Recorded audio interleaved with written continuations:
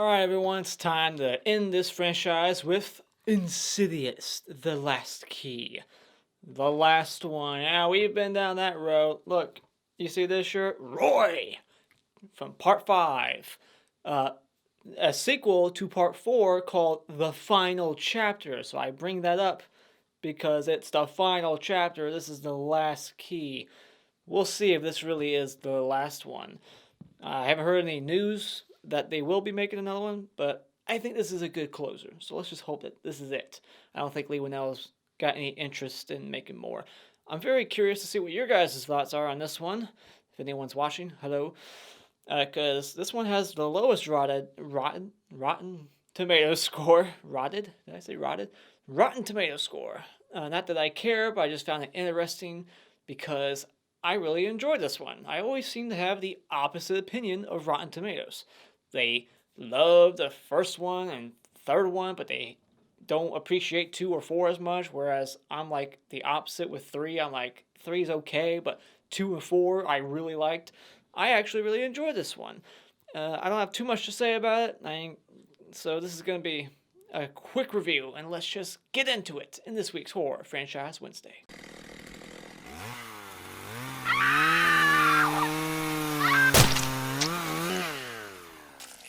Alright, let's get into it. The only negatives I will have with this movie, and it's been a day or two since I've seen it as of this recording, so I'm trying to remember everything that went on in this movie. I just remember some CGI a little bit. That I don't know. The monster, I wasn't crazy about. The key, it looked weird. Like there was aspects of the monster in this movie that I thought were really terrifying, and it could have been like the coolest looking one yet.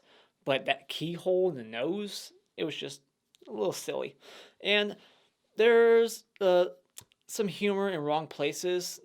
Like, there's great humor in this movie. I think this movie has the best humor, but there's humor in wrong spots where, like, the tension's ramping up and things are getting scary, and all of a sudden it will cut back to this character doing something stupid, like it just stands glasses, like they're trying to do like this little joke. And it's like, that's not necessary. There's just weird humor placed in scenes where it doesn't belong at all. But as for the positives for this movie, I like that this ties right into the first one, and there's even little things towards the end that are directly taken from the first one, like little references to the first one that just make you look at that movie differently. So now when you go back and watch the first one, you're going to be thinking of The Last Key. Kind of like in part 2 or 3, they like showed something from previous movie. 2. It was 2 that had something in it where when you go back to 1, you're like, oh, I know what that means now. This one has a couple of those situations as well. But yeah, it just ties right into the first one. When this movie ends, it's like within a day or two, like before Elise arrives at the Dalton house. So I love that. I love that it just ties right into it. And I love Specs and Hunter in this movie. Everybody always hated them. Like, they were the biggest complaint about part 1. And I can get it because that movie was so serious and dark. It was a great horror movie. And then when they came into it, it kind of took a tonal shift. But 4 movies into this franchise, them being back for every installment, now we're all used to them. And I feel like this is their best performance. This is their best, usage of their characters. Like, this movie utilizes them in a great way. Their humor is hilarious. I was chuckling the entire time. Almost everything they said cracked me up. They're like flirting with these girls. They're trying to impress them. They're like having a competition on who can get the girl. And it might be too silly to some for an Insidious movie, but most franchises do this. When you get further and further into a franchise, it usually gets more comedic. Unless you're a Wishmaster, then you get more and more serious, which I have no idea why they took that route. But I loved Specs and Hunter in this movie. They were just hilarious. I like the look of the monster. Besides the keyhole thing, I thought he was creepy, and they keep him in the shadows a lot, which is a smart thing. You gotta keep him in the shadows, and I thought the monster was effective. I like that he has like keys as his fingers, and this movie takes place in 5 Keys, New Mexico. Huh, how funny. And I also like that even though this movie has a new director, the director of Escape Room, this movie kind of looks and feels like an Insidious movie. So it's got continuity with the feel, and there's cast continuity once again, but I'm not going to beat that same drum again. It's got cast continuity, and it's an Insidious movie. It doesn't break continuity at all, but it, with a new director, it still feels like an Insidious movie. It's more comedic, but it still has that look of as an Insidious movie. You know, when they go into the further, it's still got that Insidious aesthetic. So I appreciated that. It's not like a new director came in and said, I'm going to make my style, and I'm going to change everything up. I'm going to make the further look like hell. There's going to be fire everywhere. No, he stuck to the look that was established. They didn't change anything. Probably because Leigh Whannell was a producer and he wasn't going to let the director fuck shit up. You know what I mean? So, final thoughts. I thought this was a good way to end the franchise, to make it go full circle, tie into the first movie. I think Shaye's character that they explored a lot in the third one, they explore her even more in this one. And I thought that her character actually became a little bit more interesting now. We get to know more about her. And I didn't hate almost anything in this movie. I really enjoyed Specs and Hunter, so if you're a fan of Insidious 1, you don't even really need to see 2 or 3.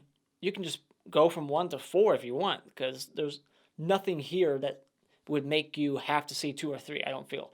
Like, you can watch this one easily after watching the first one. So if you're a fan of the first one, I think this is a good sequel. Not better than the first one, but damn good. So when it comes to Insidious: The Last Key, definitely go out and buy it.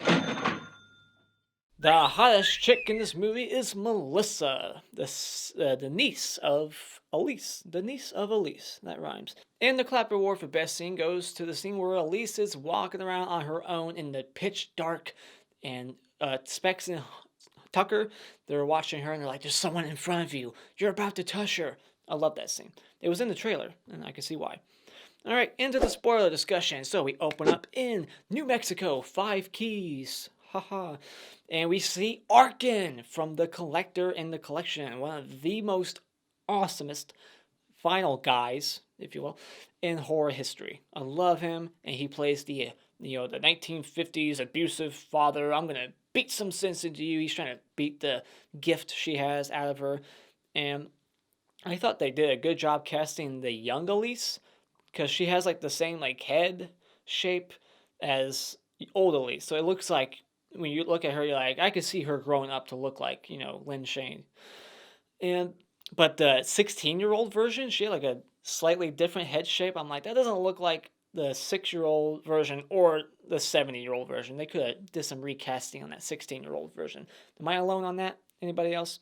I thought they could have did a better job with that one. Maybe I'm wrong. Who cares? So, finally, we get a mom who believes the daughter when she's like, there's monsters, I can see them. She's like, I believe you. There's never confirmation that she can see monsters too, but she's like, sure, I believe you. And she sincerely does. We don't get that enough in horror. It's always like, whatever, you're just a little kid with an active imagination. You're full of shit, go to bed. Finally, we get a parent who believes their child.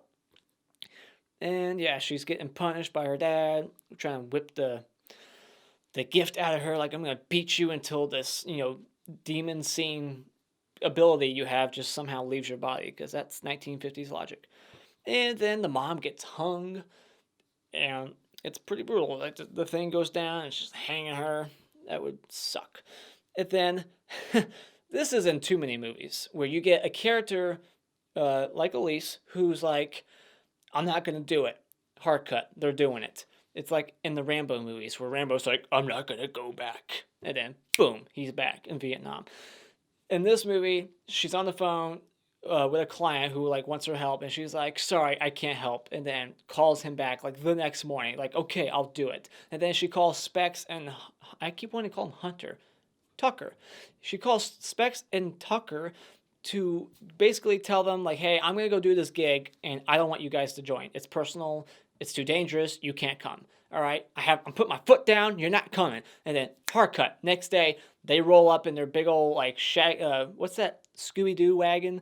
It's basically what that is. Like, they got this RV version of the Shaggin' Wagon or the Scooby Wagon, whatever the fuck they call it in Scooby-Doo. They got that, and they're like, we're coming with you whether you like it or not. She just smiles like, okay, boys, get in the back. You just said the previous night they're not going. Like, you had your foot down. You're like, no, you're not coming with me. And they're like, okay, sure. Because you bought an RV, you get to come with me and risk your life. It's just, she is the most indecisive woman in the world. You're going to decline just to accept women. All right. There goes my women viewers. But yeah, just make up your mind, Elise. And then they leave her alone with this random guy who somehow bought the house that's on the prison property. This house is right next to a prison. And he somehow bought that house. Like, it's just been abandoned for, what, 4 decades at least? And they left all her shit there that she had when she was a kid. Really? Is that prison, like, is that shut down too? Like, we never really get a shot of that prison, I don't think. We never really get to see the prison and see, like, if it's, I would assume, I mean, in the 50s, definitely there was people there, but there would be patrol cars, somebody. That's like state property, that is prison property, and they sold it to some random wacko.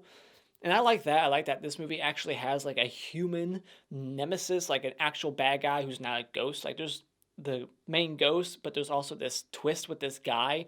I didn't see that coming. I didn't see him, like, he has an actual, like, person tied up in the basement. So that's what I like about this movie. It actually shocked me, surprised me quite a bit. But yeah, how he got that property. And then the next day, I know I'm jumping ahead here, but so when they find that body in the basement and they kill him, and Leigh Whannell, he throws the bookcase around his head, crushes his head. Awesome. The next day, there's like the tape, like, do not cross. If you cross, you're breaking the law and we can arrest you. So the brother of Elise tears down the tape. He's breaking the law, trespassing on a crime scene, not even 24 hours after the murder of a psychopath. And he's going to contaminate the scene. And he's bringing his 2 daughters along, both of them. So now they're involved. They're going to get a criminal record if you get caught. Just for a fucking whistle? That is ridiculous. Like, that whistle's that important to you? Wow.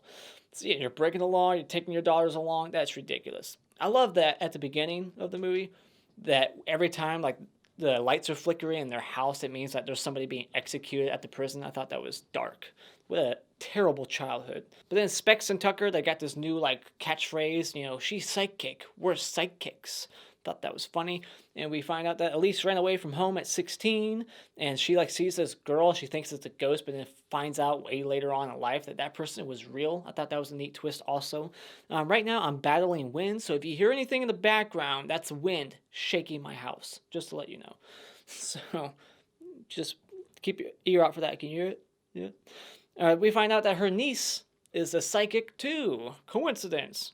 I guess it just runs in the family. It's not, even though it's not her, like, her mom wasn't psychic. Was her grandma psychic? There's the prequel, Insidious 5, taking place in the early 1900s with Elise's grandma.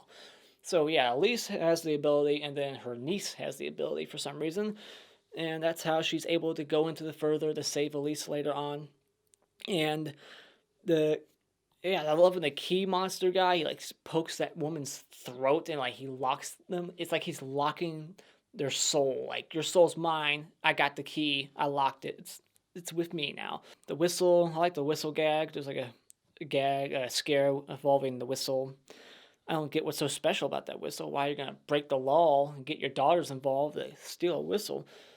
I love the scene with Tucker when they're in the basement and she's gonna go, like, through the sewer, this giant cylinder hole, and he's acting like at first like he's gonna be the brave one and go in, like, I got this, and he just reaches in and he just grabs a flashlight, like, here, you're gonna need this. You thought he was gonna go in, but he's a chicken shit. But I love that this movie has so many scenes where you're, like, waiting for the scare, but it doesn't happen. Like, it's like the filmmakers wanted you to think that you were ahead of it, like, oh, I see where this is going, but they take their time with it. They don't make the scare happen when you expect it to. And I love that. That suitcase scene, she's opening suitcase, another suitcase, and every time she's about to close it, you think there's going to be a monster, but nope. And then when she looks through the keyhole, there's always that pop in front of the keyhole scare, like Chucky and Child's Play 2 and Andy's classroom. You get that a million times, but in this one, there's 2 scenes where she's looking through a keyhole and nothing like pops up and, jump scare music. Nothing. And I love that. In fact, there's even like moments where like camera will pan and there's just a monster or some hidden figure and they don't even like shine a light on it. They just let you try to find it. I love that. Love that shit. It was in the first one too, and I think the second one there's always like something hiding in the background. You just gotta look for it. And then we find out that basically Elise is responsible for Dalton going through what he went through in the first one. She opened up the gate, the door, really. She's the one opening up like portal at the portal, trying to like find her way out or something. And she opens up the door and we see Dalton in the attic. And he falls and then he looks over and he sees Elise. Which makes me question, why was he screaming at her? Like, because in the first movie, after he's like looking and it's like real intense and it cuts away to like the parents and you hear Dalton screaming after he fell. He was screaming at Elise. Why was he scared at that sight? And then later on in the movie, I guess it would make. Did he meet Elise after he came back? And he was eating spaghetti. I don't think he ever met Elise. But if he did, he would have recognized her then in the first movie. Like, hey, you were the one that opened up. You were right there.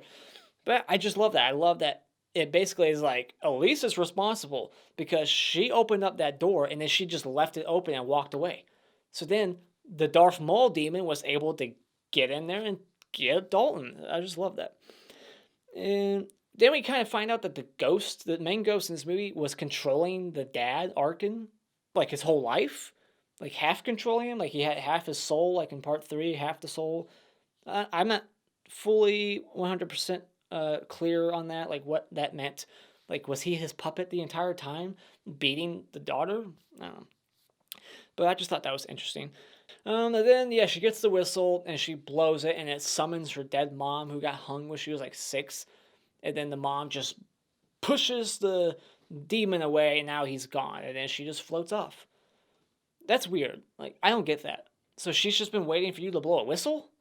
Or, like, why is she in the further? Like, that's her unfinished business. That's why she stuck around in the further, waiting for, like, 60 years for you to one day need her help? I don't know. I don't get that at all. But why was she there? It's like, really? The whistle, it summoned her? Whatever. So, yeah, that's about it. And then the movie's over. I don't think this movie had a last scare, did it? I can't remember. It's been like almost 2 days since I've seen it. I didn't write it down. So, but then once again, just like in part 3, Elise, she puts her arms out and she's like, "Take me away, boys!" And then they just put their arms and they interlock, Wizard of Oz style. They're just gonna hop down the yellow brick road. It's stupid. At least they're not walking down the middle of the road like at the end of part 3. They have some courtesy and they're not gonna block traffic. But I just couldn't believe they did it again. Like, all right, let's lock arms, boys. It's so silly. Just stop. That's the end of Insidious, The Last Key. What did you think about this movie? Where would you put it in your ranking? Keep an eye out for my ranking video very soon, where I will go over all 4 of them and shock you with my ranking. Because it's not going to be like the general consensus where everybody seems to love, the third one, and then 1, and then 2, and 4's last. I'm not going to have the same ranking as you, most likely, so keep an eye out for that ranking. Let me know what you thought about this movie in the comments below, and thank you so much for joining me tonight. If you like what you've seen here, you can hit this like button, share with all your friends, become a Patreon to request movie reviews, and you can subscribe today if you haven't done so already, just by clicking on my cartoon face in about 5 seconds. And until next time, auf Wiedersehen.